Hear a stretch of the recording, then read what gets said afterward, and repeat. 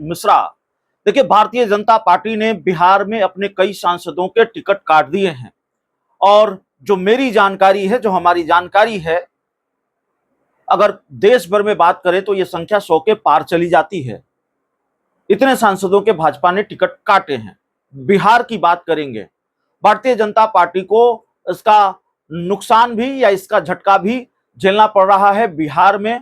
और उसी एक झटके की हम बात करेंगे। अब पता नहीं और कितने झटके लगने वाले हैं, वो आगे देखने में पता चलेगा, आगे वो सामने आएगा।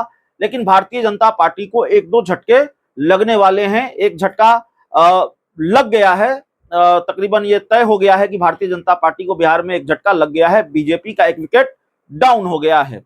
अब 2 विकेट डाउन होंगे, 3 विकेट डाउन होंगे कि कितने विकेट डाउन होंगे, वे आने वाले दिनों में पता चलेगा। लेकिन बिहार में भाजपा ने अपने जिन सांसदों का टिकट काटा है, उसमें सासाराम के सांसद छेदी पासवान हैं, उसमें मुजफ्फरपुर के सांसद अजय निषाद हैं, और उसमें बक्सर के सांसद अश्विनी चौबे हैं। तो लिस्ट इतनी सारी है, इतने सारे सांसदों के टिकट काट दिए हैं बीजेपी ने। हालांकि रविशंकर प्रसाद का टिकट कटते कटते बच गया और राधा मोहन सिंह का टिकट भी कटते कटते बच गया। तो ऐसे कई सांसद हैं।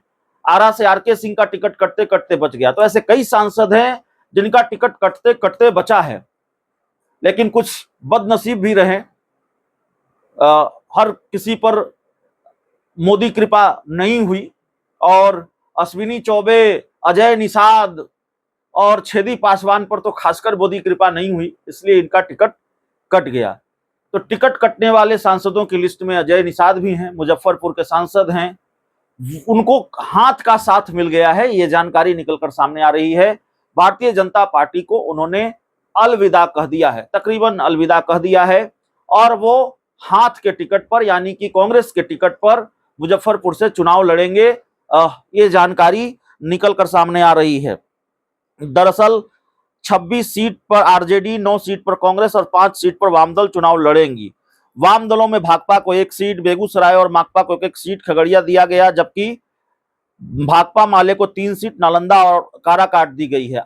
आरजेडी, माफ कीजिएगा, कांग्रेस की सीटों की बात करें तो कांग्रेस मुजफ्फरपुर से चुनाव लड़ेंगे। मुजफ्फरपुर सीट कांग्रेस के खाते में है। अजय निषाद जो कांग्रेस के टिकट पर जिनको चुनाव लड़ना है, तो कांग्रेस ने उन्हें टिकट दे दिया है और इस बार भाजपा ने उनका टिकट काटा था, जिसके बाद अजय निषाद का टिकट दिया गया है। अजय निषाद कैप्टन जय नारायण निषाद के बेटे हैं और जय नारायण निषाद भी सांसद रहे हैं और अजय निषाद उन्हीं के पुत्र हैं। वो भी सांसद थे मुजफ्फरपुर लोकसभा सीट से, लेकिन भारतीय जनता पार्टी ने उनका टिकट काट दिया और उनका टिकट काटकर दे दिया राजभूषण निषाद को, और वो मुजफ्फरपुर से बीजेपी के उम्मीदवार हैं।